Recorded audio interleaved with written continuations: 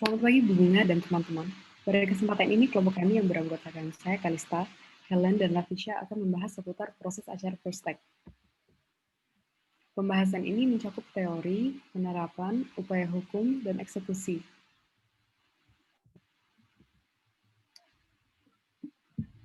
Yang pertama adalah pengertian dari putusan First Take. Putusan First Take adalah kewenangan hakim untuk menjatuhkan putusan tanpa hadirnya salah satu pihak yang bersengketa, baik dari pihak tergugat maupun penggugat. Nah, tujuan dari adanya putusan ini yaitu agar para pihak menaati tata tertib acara perdata. Selanjutnya, syarat diperbolehkannya putusan First Take kepada penggugat. Jadi penggugat tidak menghadiri sidang tanpa alasan yang sah. Oleh karena itu, hakim berwenang menjatuhkan putusan First Take yang memuat diktum membebaskan tergugat dari perkara tersebut dan menghukum penggugat untuk membayar biaya perkara. Nah, di sini penggugat tidak dapat mengajukan perlawanan atau first take, banding, dan kasasi. Satu-satunya upaya yang dapat dilakukan penggugat yaitu mengajukan kembali gugatan sebagai perkara baru. Berikutnya,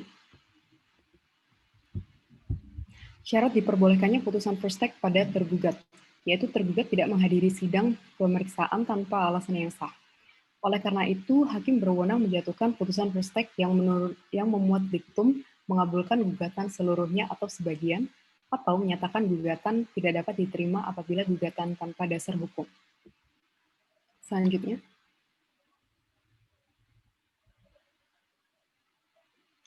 syarat beracara First Take terhadap tergugat. Jadi pertama, tergugat telah dipanggil secara sah oleh jurusita dengan menggunakan surat panggilan. Dan di sini perlu diketahui bahwa panggilan secara lisan dianggap tidak sah karena akan susah dibuktikan nantinya. Apabila tempat tinggal tergugat diketahui, maka pemanggilan dilakukan di tempat tinggal tergugat dan disampaikan kepada si tergugat langsung atau keluarganya. Jika tidak dijumpai si tergugat maupun keluarganya, maka melalui kepala desa. Nah, apabila tidak diketahui tempat tinggalnya, maka jurusita menyampaikan kepada wali kota atau bupati, lalu wali kota atau bupati tersebut mengumumkan atau menempel surat panggilan di kamar sidang pengadilan negeri. Lalu apabila tergugat sedang berada di luar negeri, namun tidak diketahui tempat tinggalnya, maka panggilan disampaikan kepada jaksa penuntut umum. Setelah itu mungkin akan dikirimkan ke Menteri Luar Negeri untuk disampaikan kepada pihak yang bersangkutan. Nah, terakhir, apabila tergugat meninggal, maka panggilan ditujukan kepada semua ahli waris tanpa menyebutkan identitas mereka satu persatu. Namun, jika ahli waris tidak dikenal, maka dapat disampaikan melalui kepala desa almarhum. Jarak waktu pemanggilan dengan hari sidang yaitu 8 hari untuk jarak dekat, 14 hari untuk jarak yang agak jauh, dan 20 hari untuk jarak yang jauh. Sementara untuk keadaan mendesak dilakukan minimal 3 hari menjelang sidang. Selanjutnya, apabila dalam beracara si tergugat tidak hadir tanpa alasan yang sah, maka hakim berhak menjatuhi putusan First Take. Yang termasuk alasan yang sah adalah surat keterangan sakit oleh dokter, lalu sedang berada di luar kota atau di luar negeri dengan didukung dengan keterangan dari pihak yang berkompeten, atau sedang menjalankan perintah yang urgent dari atasan.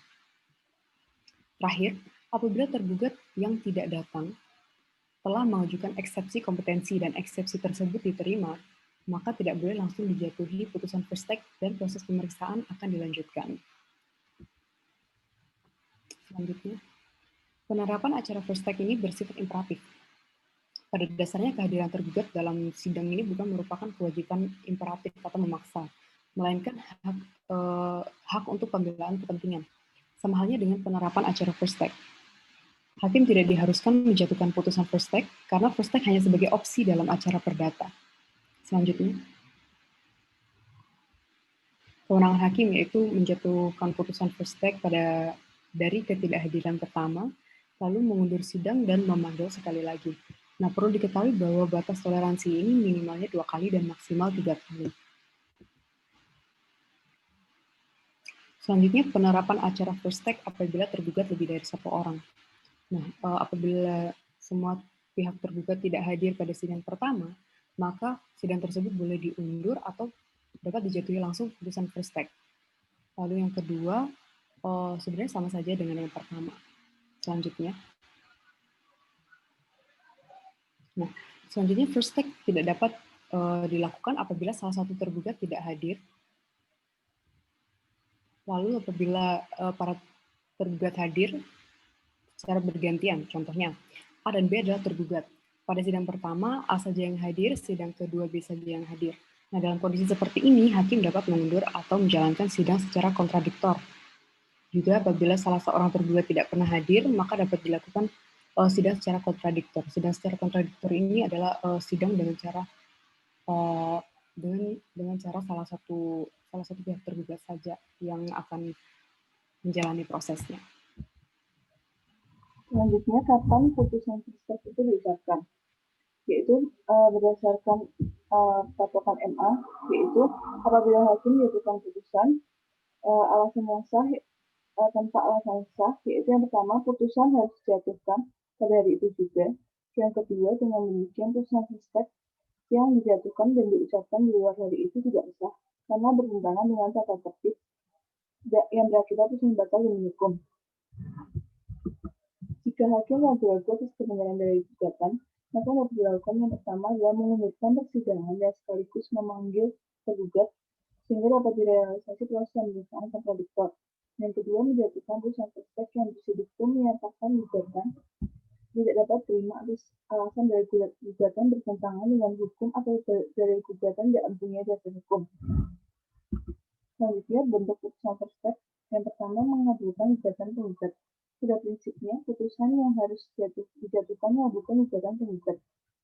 Hakim mengabulkan gugatan semata-mata berdasarkan surat gugatan yang diajukan penggugat. Berarti putusan diambil tanpa perlawanan dan bantahan dari pihak tergugat. Dalam hal ini ada dua pendapat, yaitu yang pertama mengabulkan seluruh gugatan. Mengabulkan gugatan adalah putusan tersebut harus meliputi seluruh gugatan yang dikemukakan dalam petitum gugatan. Yang kedua, boleh mengabulkan sebagian saja, yaitu titik sentralnya adalah kepentingan keadilan. Misalnya, apakah adil dan bermoral mengabulkan gugatan melalui putusan tersebut apabila yang dituntut dalam petitum melebihi 5 atau 10 kali jumlah yang didalilkan dalam gugatan. Apabila cukup dasar alasan dapat dikabulkan hanya untuk sebagian, hakim bebas dan berwenang mengabulkan sebagian saja. Lalu yang kedua yaitu menyatakan gugatan tidak dapat diterima. Hakim harus menyatakan gugatan tidak dapat diterima apabila gugatan melawan hukum atau ketertiban dan kesusilaan. Yang kedua tidak beralasan atau tidak mempunyai dasar hukum. Misalnya dari gugatan berdasarkan dari perjanjian yang mengandung puasa yang haram atau berdasarkan PMH. Hakim dalam hal ini diberi kebebasan dan kewenangan untuk menjatuhkan putusan tersebut yang bersifat negatif, yaitu menyatakan gugatan tidak dapat diterima. Ketiga, yaitu menolak gugatan penggugat. Gugatan yang diajukan tidak didukung alat bukti yang memenuhi batas minimal pembuktian. Hakim dapat menjatuhkan putusan tersebut yang didukung menolak gugatan penggugat. Penggugat keberatan terhadap putusan itu dapat mengajukan banding berdasarkan pasal 8 ayat 1 Undang-Undang Nomor 20 Tahun 1947. Penolakan atas gugatan penggugat menghilangkan hak penggugat untuk mengajukan kembali perkara itu untuk kedua kalinya. Apabila penggugat keberatan terhadap putusan, tindakan yang dapat dilakukannya adalah mengajukan upaya banding dan kasasi. Selanjutnya, upaya hukum terhadap putusan tersebut. Yang pertama, bentuk upaya hukum perlawanan atau tercap. Apabila terhadap tergugat dijatuhkan putusan tersebut dan dia keberatan atasnya, tergugat dapat mengajukan perlawanan atau tercap bukan upaya banding. Tercap ini dihubungkan dengan putusan tersebut yang mengandung arti tergugat berupaya melawan putusan tersebut dan tujuannya agar terhadap putusan itu dilakukan pemeriksaan ulang secara menyeluruh sesuai proses pemeriksaan kontradiktor. Tujuan tersebut ini memberi kesempatan yang lumrah dan wajar kepada tergugat untuk membela kepentingannya atas kelalaiannya mengajukan sidang di waktu yang lalu. Yang selanjutnya yaitu yang berhak melakukan perlawanan hanya terbatas pada tergugat saja, sedangkan pada penggugat tidak diberi hak mengajukan perlawanan. Perluasan atas hak yang dimiliki tergugat untuk mengajukan perlawanan meliputi ahli warisnya apabila dalam tenggang waktu perlawanan ini tergugat meninggal dunia, dan selanjutnya dapat diajukan kuasa berdasarkan surat kuasa khusus. Yang ketiga yang ditarik sebagai pelawan hanya penggugat. Yang dapat tarik sebagai pelawan berbatas hanya pada diri penggugat sendiri. Tidak dapat ditarik dari pihak ketiga yang tidak ikut duduk sebagai penggugat. Komposisi pihak dalam proses pelawan terhadap putusan tersebut terdiri dari tergugat asal bertindak dan berkedudukan formil sebagai pelawan dan penggugat asal berkedudukan formil sebagai pelawan. Yang keempat, upaya yang dapat diajukan penggugat adalah banding. Undang-undang tidak memberikan hak kepada penggugat mengajukan perlawanan atas Perstek terhadap keputusan Perstek. Namun undang-undang memberi upaya hukum kepada penggugat, yaitu upaya banding. Apabila perusahaan Perstek yang dijatuhkan menyatakan gugatan tidak dapat diterima atau gugatan ditolak, terbuka hak bagi penggugat mengajukan banding. Yang kelima, pengajuan banding penggugat pengugutan hak tergugat mengajukan perlawanan. Yang berkepentingan mengajukan upaya hukum adalah pihak penggugat, karena putusan Perstek yang dijatuhkan yang ternyata merugikan dirinya, sedangkan pihak tergugat diuntungkan. Sehingga pada dasarnya tidak ada alasan baginya untuk mengajukan Perstek atau perlawanan. Akan tetapi tidak demikian halnya apabila putusan Perstek mengajukan sebagian gugatan. Dalam kasus yang seperti ini, apabila penggugat mengajukan banding, tertutup hak tergugat untuk mengajukan Perstek atau perlawanan. Yang keenam, tengah waktu mengajukan perlawanan. Yang pertama, tengah waktu merupakan syarat formil. Jika perlawanan menjadi syarat formil, permintaan yang diajukan itu tidak dapat diterima. Lalu yang kedua, tengah waktu dihitung dari tanggal pemberitahuan putusan Perstek kepada penggugat. Yang ketiga, klasifikasi tengah waktu yang dibenarkan undang-undang. Yang pertama yaitu 14 hari apabila pemberitahuan putusan disampaikan dari pribadi tergugat sendiri. Yang kedua, sampai hari ke-8 sudah peringatan apabila pemberitahuan putusan tidak langsung kepada diri pribadi tergugat. Yang ketiga, sampai hari ke-8 sudah dijalankan eksekusi berdasarkan pasal 197 IF. Yang selanjutnya, proses pemeriksaan perlawanan. Yang pertama yaitu perlawanan diajukan perataan yang dijatuhkan putusan Perstek. Agar permintaan perlawanan memenuhi syarat formil, yang pertama diajukan auditor sendiri, jika kuasanya disampaikan perataan yang dijatuhkan putusan Perstek. Lalu yang ketiga, perlawanan ditujukan pada putusan Perstek tanpa menaruh pihak lain selain daripada penggugat semula. Yang kedua, ada perlawanan terhadap Perstek bukan perkara baru. Bahwa Perstek terhadap Perstek tidak boleh diperiksa dan diputus sebagai perkara baru. Yang ketiga, perlawanan mengakibatkan putusan Perstek mentah kembali. Yang keempat, pemeriksaan perlawanan atau Perstek, yaitu ada pemeriksaan berdasarkan gugatan semula, terus pemeriksaan dengan acara biasa. Yang ketiga, surat perlawanan sebagai jawaban dari gugat dari gugatan. Selanjutnya, dilanjutkan oleh Rafisya. Selanjutnya yaitu putusan perlawanan. Mengenai putusan perlawanan atau putusan Perstek dapat dijelaskan sebagai berikut. Putusan Perstek merupakan produk kedua. Jadi apabila dalam Perstek apabila dalam penyelesaian satu perkara diterapkan acara Perstek yang dibarengi dengan acara Perstek terhadap putusan Perstek tersebut, pengadilan negeri akan menerbitkan dua bentuk putusan. Yang produk pertama berdasarkan pasal 125 ayat 1 yaitu Perstek sesuai dengan acara Perstek. Produk kedua ya berdasarkan pasal 129 ayat 1 HIR yaitu putusan Perstek berdasarkan acara Perstek. Kedua putusan itu saling berkaitan karena sama-sama bertitik tolak dari status perkara yang sama. Putusan Perstek bersifat asesor terhadap putusan Perstek. Artinya, putusan Perstek merupakan ikutan dari putusan Perstek tersebut. Next. Yang kedua ada bentuk putusan Perstek.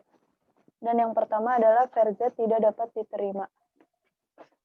Dasar alasan bagi hakim menjatuhkan bentuk putusan yang demikian yaitu apabila tenggang waktu mengajukan Perstek yang ditentukan pasal 129 ayat 1 telah dilampaui. Dalam kasus yang seperti itu, gugur hak mengajukan Perstek dengan akibat hukum. Yang pertama, tergugat dianggap menerima putusan Perstek. Kedua, sekaligus tertutup hak tergugat mengajukan banding dan kasasi. Yang ketiga, dengan demikian putusan Perstek memperoleh kekuatan hukum tetap sehingga dalam putusan melekat kekuatan eksekutorial. Dan dalam bentuk putusan yang menyatakan Perstek tidak dapat diterima harus juga dicantumkan amar berisi penegasan yang menguatkan putusan Perstek sehingga amarnya berbunyi yang pertama menyatakan pelawan sebagai pelawan yang tidak benar atau pelawan yang salah. Kedua, menyatakan perlawanan atau Perstek dari pelawan tidak dapat diterima. Dan yang ketiga, menguatkan putusan Perstek. Next. Bentuk putusan Verzet yang kedua yaitu menolak Verzet atau perlawanan.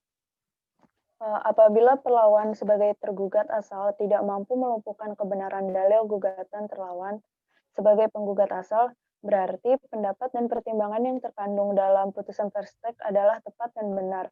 Karena itu telah sesuai dengan ketentuan hukum yang berlaku. Dan selanjutnya itu mengabulkan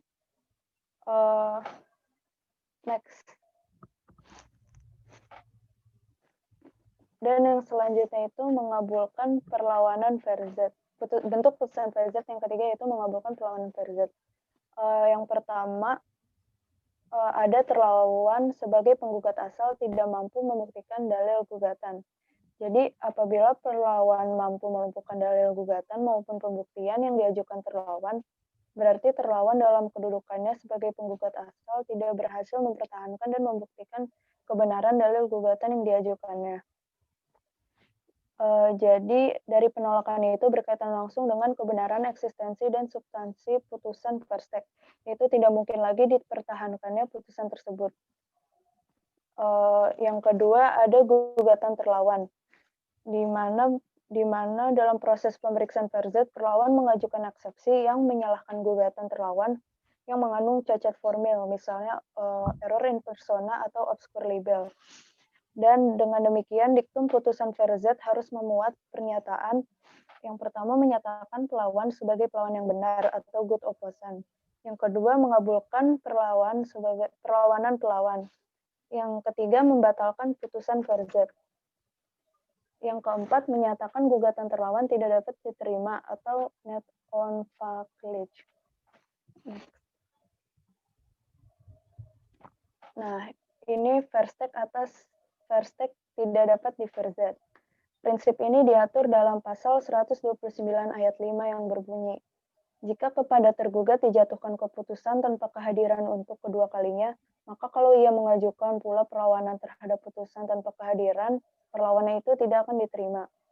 Dan lebih jelas lagi di pasal 89 RV yang berbunyi, seorang pelawan yang untuk kedua kalinya membiarkan ia diputus Verstek tidak dapat diterima untuk mengadakan perlawanan baru. Jadi supaya lebih mudah memahami prinsip ini, kita ambil contoh sebagai berikut. A menggugat B.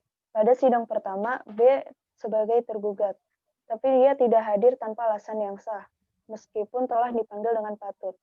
Berdasarkan keingkaran itu, pengadilan negeri langsung menerapkan acara Verstek, berupa penjatuhan putusan Verstek yang berisi pengabulan gugatan penggugat A.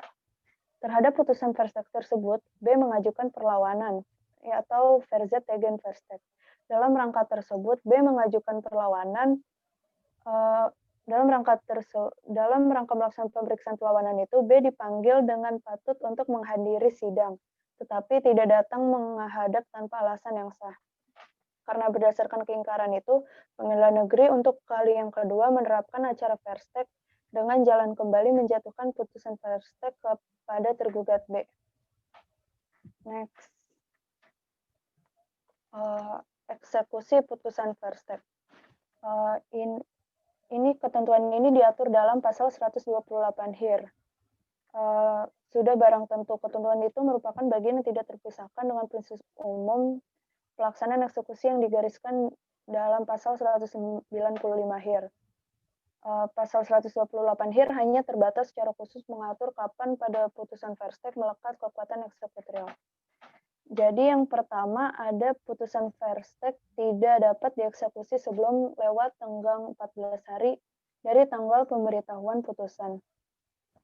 Pasal 128 ayat 1 HIR ini juga menggariskan pembatasan selama jangka waktu mengajukan upaya Verzet belum dilampaui dilarang menjalankan eksekusi putusan Verstek.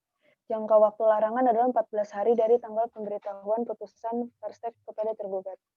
Yang kedua ada dapat dieksekusi sebelum lewat tenggang 14 hari atas alasan sangat perlu.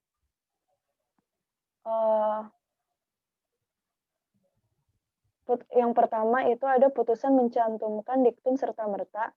Yang kedua terdapat keadaan yang sangat perlu. Dan yang ketiga ada permintaan dari penggugat.